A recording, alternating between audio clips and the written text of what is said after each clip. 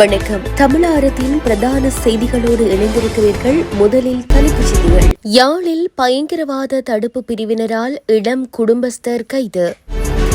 மக்களே அவதானம், கரையை கடக்கும் புயல், சிவப்பு எச்சரிக்கை. ஜனாதிபதி அனுரவிற்கு நன்றி தெரிவித்த செல்வம் அடிக்கலநாதன் எம்பி.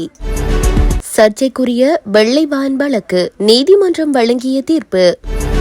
கனடா விசா நடைமுறைகளில் ஏற்படவுள்ள மாற்றம்.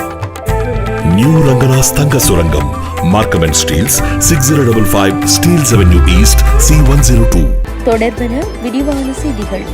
யாழ்ப்பாணம் இணுவில் பகுதியைச் சேர்ந்த இளைஞரொருவரை அவரது வீட்டில் வைத்து நேற்று பயங்கரவாத தடுப்பு பிரிவினர் கைது செய்துள்ளனர். அவரது முகநூல் பதிவொன்று தொடர்பான விசாரணைக்காகவே கைது செய்யப்பட்டுள்ளார். இந்நிலையில் விசாரணைகள் முடிவுற்றதும் அவர் நீதிமன்றத்தில் முற்படுத்தப்படவுள்ளார் என்று காவல்துறை தகவல்கள் தெரிவிக்கின்றன. விடுதலை புலிகளின் தலைவர் பிரபாகரனுடைய புகைப்படத்தினை முகநூலில் பகிர்ந்தமைக்காகவே அவர் கைது செய்யப்பட்டுள்ளமை குறிப்பிடத்தக்கது.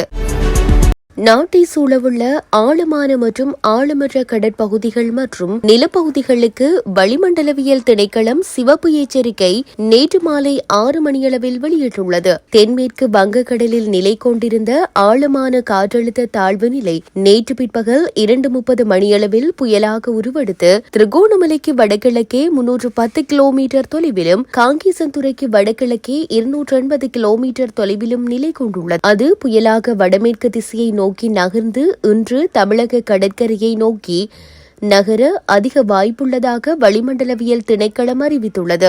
நாட்டின் வானிலையில் இந்த அமைப்பின் தாக்கம் இன்றைய தினத்தின் பின்னர் படிப்படியாக குறையும் என எதிர்பார்க்கப்படுகிறது. நாட்டின் வடக்கு மற்றும் வடமத்திய மாகாணங்களிலும் திருகோணமலை மாவட்டத்திலும் அவ்வப்போது மழை அல்லது இடியுடன் கூடிய மழை பெய்யக்கூடும். வடமாகாணத்தில் சில இடங்களில் 100 மில்லிமீட்டருக்கு மேல் கனமழை பெய்ய வாய்ப்புள்ளதாகவும் தெரிவிக்கப்பட்டுள்ளது.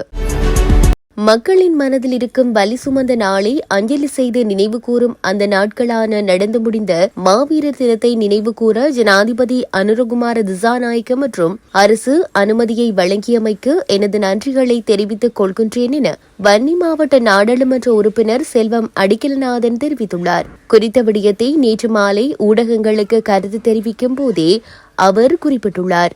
இது தொடர்பில் அவர் மேலும் தெரிவிக்கையில், மக்களின் மனதில் உள்ள சோகங்களை அவர்களை நினைவு கூறுகிற இந்த சந்தர்ப்பத்தையும் எவ்வித இடையூறுகளும் இல்லாமல் முன்னெடுப்பதற்கான அனுமதியை வழங்கிய ஜனாதிபதிக்கு முதலில் நன்றியை தெரிவித்துக் கொள்கின்றேன். கடந்த காலங்களில் நாங்கள் பார்க்கின்ற போது மாவீரர் நினைவேந்தலின் போது காவல்துறையினர் மற்றும் ராணுவத்தினரின் கெடுபிடிகள் தொடர்ந்த வண்ணம் காணப்பட்ட நிலையில் இம்முறை மாவீரர் தின நினைவேந்தலின் போது ஒரு சில இடங்களில் காவல்துறையினரால் அசௌகரியங்கள் ஏற்படுத்தப்பட்டது. எனினும் இம்முறை ஒரு நிறைவான நினைவேந்தல் நிகழ்வு வடக்கு கிழக்கில் முன்னெடுக்கப்பட்டுள்ளது. அந்த வகையில் ஜனாதிபதிக்கும் தற்போதைய அரசிற்கும் நன்றிகளை தெரிவித்துக் கொள்கின்றேன் என அவர் தெரிவித்துள்ளார்.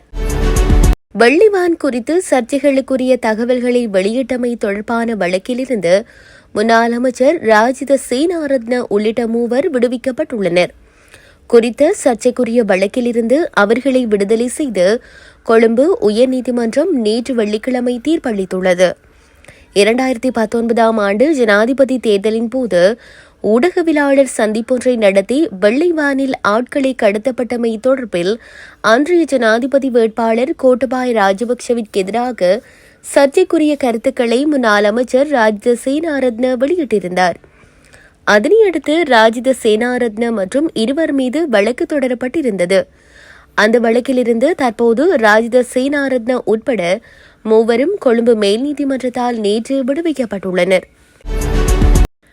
கனடாவின் குடிவரவு மற்றும் அகதிகள் கோரிக்கை நடைமுறைகளில் மேலும் மாற்றங்கள் அந்நாட்டின் குடிவரவு அகதிகள் விவகார அமைச்சர் மார்க் மில்லரால் முன்மொழியப்பட்டுள்ளது.